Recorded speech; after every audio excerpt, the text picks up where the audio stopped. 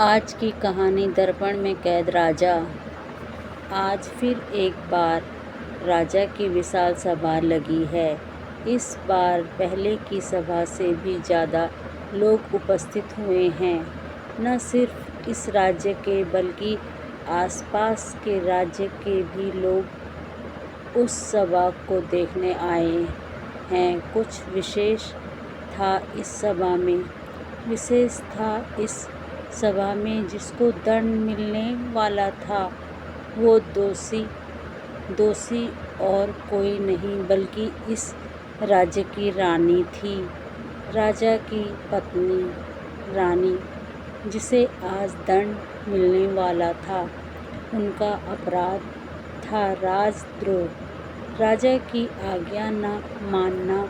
जानबूझकर इस दोषी का निर्णय भरी सभा में खुले स्थान पर किया जा रहा है ताकि राज्य के सभी लोगों के साथ राजा के मित्र और शत्रुओं को भी यह ज्ञान हो जाएगा कि राजा किसी को क्षमा नहीं करता।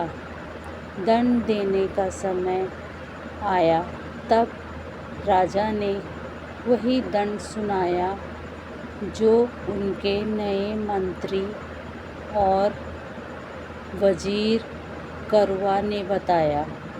उसके बताने के बाद राजा का स्वर गूंजा, रानी को राजद्रोह के लिए हमें मृत्युदंड देना था, परंतु वो स्त्री है इसलिए हम पर कृपा कर रहे हैं और उन्हें आजीवन कारावास का दंड दे रहे हैं। भीड़ में सिपाहियों के साथ खड़े रानी के छोटे भाई ने अपनी आँखों से बहने वाले आंसुओं को किसी तरह से रोका। दंड के मिलने के बाद सिपाहियों के राजा रानी जाते हुए अपने भाई की ओर भरी आँखों से देखते हुए गई। अभी रानी को महल में स्थित एक कारावास में रखा गया है। कुछ दिनों के बाद उन्हें महल से दूर बने कारावास में रखा जाएगा जहाँ दूसरे बंदी भी हैं। रानी को उन्हीं के साथ आजीवन अपना दंड भुगतना पड़ेगा। अब कुछ ही दिवस हैं। रानी के छोटे अनुज सूर्यदेव के पास कि वो रानी से भेंट करके यह पता लगा पाए कि आखिर रानी से प्रेम विवाह करने के बाद अचानक से यह महाराज को क्या हो गया है, उनमें इतना बदलाव वो भी कुछ दिवस के अंदर कैसे आया। सूर्यदेव के साथ इस बात से अचंभित बाकी सभी सिपाही और मंत्रीगण भी थे। इसलिए जब सूर्यदेव ने रानी से एकांत में बात करने के लिए सिपाहियों से विनती की तो वो मान गए। रात्रि में रानी ने कारावास में मिलने पहुंचा सूर्यदेव बच्चों की भांति फूट कर पहले रोया, फिर रानी से इस परिवर्तन के विषय में पूछा। रानी के पास भी इसका सटीक उत्तर तो नहीं था, फिर भी जो उन्हें लगता था उन्होंने बताया। यह सब तब से आरंभ हुआ जब से वो झूला लेकर आया। कौन? सूर्यदेव ने अचंभित हो प्रश्न किया। वो जो अभी राजा का प्रिय है, मंत्री करुआ। न जाने उसके एकांत में मिलने के पश्चात राजा को क्या हो गया है। उस कक्ष में न वो किसी को आने देते हैं, न ही उस कक्ष से रात्रि में बाहर जाते हैं। बस वो उनका यह नया मंत्री ही वही उस कक्ष में समय व्यतीत करता है। सिपाहियों का कड़ा पहरा है वहाँ, जो किसी को भीतर प्रवेश नहीं करने देते। मैंने उस कक्ष में जाने का प्रयास किया, बस यही मेरा राजद्रोह है, जिसका दंड मुझे आजीवन भुगतना है। सूर्यदेव के मन में असीमित प्रश्न थे और उन सभी का उत्तर था यह कक्ष, जहाँ पर सख्त पहरा है।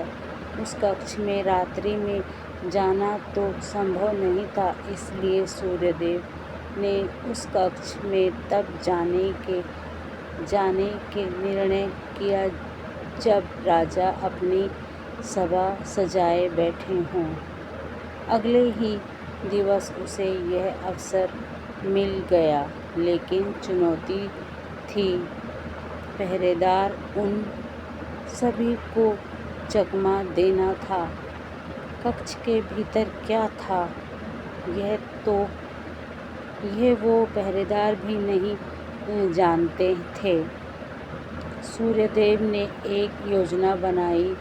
उस योजना में अगर वो सफल हो जाता तो उस कक्ष में जाकर उसके रहस्य का पता लगा सकता था। उचित समय देखकर उसने अपनी योजना को प्रारंभ किया।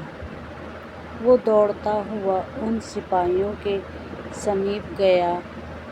अरे, तुम सभी धूर्त बनकर यहाँ मेरा मार्ग रोके खड़े हो, मुझे भीतर जाने दो। राजा का आदेश है। उनकी बहुमूल्य वस्तु को मुझे सुरक्षित देने ही सिपाहियों ने पहले उनकी बात पर विश्वास नहीं हुआ।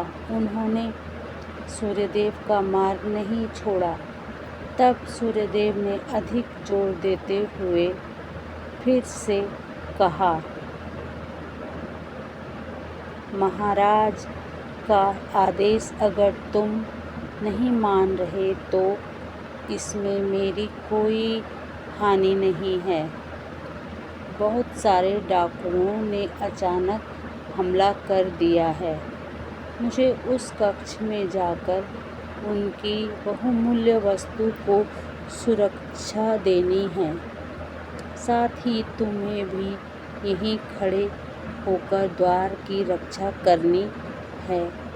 पर आपको भीतर क्यों जाना है?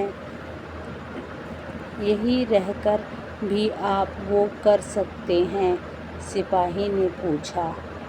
उस कक्ष के गुप्त द्वार के विषय में तुम्हें पता है? उसका ज्ञान यह तो महाराज को है या मुझे? महाराज को भय है कि कहीं उसका भेद उन लुटेरों को पता लग गया तो, इसलिए मुझे यहाँ उसकी सुरक्षा करना है। सिपाहियों को अभी भी पूर्ण रूप से भरोसा नहीं था, लेकिन अब सूर्यदेव ने उन्हें समझाने का प्रयास नहीं किया। उसने शक्ति के साथ वो द्वार खोल लिया और प्रवेश कर उन्हें आदेश दिया कि अब द्वार बंद कर उसकी सुरक्षा करें। भीतर तो उसने प्रवेश किया, परंतु उस कक्ष में कुछ भी ऐसा नहीं था जो उसे भयभीत या अचंभित करे। पूरा कक्ष रिक्त था। उसने पूरा ध्यान देकर देखा तो सिर्फ एक काला पर्दा उसे दिखाई दिया। सूर्यदेव उस पर्दे की ओर गया। उसे लगा था कि उसके भीतर कोई छुपा द्वार होगा जो किसी और कक्ष में जाने का होगा। इस भाव से उसने उस काले पर्दे को हटाया। पर्दा हटाते ही उसे वो मिला जिसको उसने कभी अनुमान भी नहीं लगाया था। यहाँ एक दर्पण था जिसमें उसे राजा दिखाई दिए। राजा को देखकर वो अचंभित हो गया। वो यह कैसा दर्पण था जिसमें उसका प्रतिबिंब नहीं बल्कि राजा थे। राजा उस दर्पण में कैद थे। राजा ने सूर्यदेव को देखते ही कहा, सूर्यदेव, तुम यहाँ तक आ गए। देखो उसने कैसे इस दर्पण में हमें कैद कर दिया। किसने महाराज, आप यहाँ से कैसे स्वतंत्र हो पाएंगे? बताएं हमें क्या करना। तब राजा ने करवा और इस दर्पण के रहस्य से पर्दा उठाया। जब करवा उस दिन सभा में आया था तब साथ में एक झोला लिए हुए था। मैंने उसके पहले इस विषय में सुना था कि कोई है जो राजा को अपनी बहुमूल्य वस्तु देना चाहता है। वस्तु ऐसी थी जिसे किसी ने नहीं देखा था। उसकी बातों में आकर मैंने उसके कहे अनुसार यह कक्ष रिक्त करवाया। कक्ष में आकर उसने मुझे कहा कि वो मेरे लिए एक ऐसा चमत्कारिक दर्पण लाया है जिसमें हम भविष्य देख सकेंगे। उसने मुझे यह दर्पण दिखाया और कहा कि जब वो ना चाहे तब तक मैं उस दर्पण में निरंतर देखता रहूं। मेरे निरंतर देखते समय उसने न जाने क्या गुप्त विद्या की जिसके परिणाम स्वरूप मैं इसमें कैद हो गया। सूर्यदेव यह सुन ही रहा था कि कक्ष में उस मंत्री और प्रतिबिंब राजा ने प्रवेश किया। तुम्हें क्या लगा कि तुम इस दर्पण का पर्दा उठाओगे और मुझे ज्ञात नहीं होगा? अब तुम भी सदा के लिए अपने इस महाराज के साथ रहोगे। इस दर्पण में सूर्यदेव भयभीत था। वो राजा का हर्ष देख चुका था। इस समय वो खुद को बड़ा कमज़ोर महसूस कर रहा था। फिर हड़बड़ाहट में उसने छिपाई हुई छोटी तलवार निकाली। करवा देखकर जोर से हंसा। अच्छा, तुम इससे हमारी हत्या करोगे? मारो। मैं तुम्हें नहीं, इस दर्पण को नष्ट करूँगा। यह भी सूर्यदेव की एक योजना थी। दर्पण के नष्ट होने का सुनने से करवा में क्या परिवर्तन होता है वो यह देखना चाहता था। वो अपनी इस योजना में सफल हुआ। मंत्री भयभीत हुआ। ऐसा सोचना भी मत, मैं तुम्हें यहाँ से जीवित जाने देता हूँ। तुम बस उस दर्पण को नष्ट मत करना। सूर्यदेव ने देखा कि सिर्फ मंत्री कौरवा ही वार्ता कर रहा है। राजा का प्रतिबिंब कुछ भी प्रतिक्रिया नहीं दे रहा है। वो सिर्फ उस मंत्री की कठपुतली है। सूर्यदेव ने उस दर्पण को नष्ट करने का मन बनाया और दर्पण में कैद राजा को कहा, महाराज, अब आप स्वतंत्र हैं। यह कहकर उसने दर्पण पर अपने हाथ में पकड़ी तलवार से जोर से मारा। दर्पण बहुत कच्चा था, हाथ लगते ही चूर चूर हो गया। इसके चूर होते ही निकली एक चीख जो कि मंत्री कौरवा की थी। सुबह फिर एक सभा सजाई गई। आज भी किसी को दंड देना है। दंड पाने वाले एक नहीं 2 व्यक्ति थे, एक मंत्री और दूसरा सूर्यदेव। मंत्री और सूर्यदेव को बंधक बनाकर बेड़ियों में जकड़ा हुआ था। विवश मंत्री ने सूर्यदेव को कहा, यह था तुम्हारे दर्पण तोड़ने का परिणाम। तुमने एक दर्पण से कई जीवन समाप्त कर दिए। एक दर्पण में कैद राजा का, तुम्हारा और मेरा। दर्पण के नष्ट होने से राजा नहीं, यह प्रतिबिंब स्वतंत्र हो गया है। पहले यह मेरी आज्ञा का पालन करता था, लेकिन अब इसे कोई नहीं रोक पाएगा।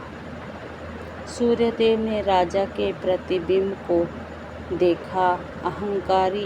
अहंकारी आंखें और मुस्कान लिए वो तन कर सिंहासन पर बैठा था।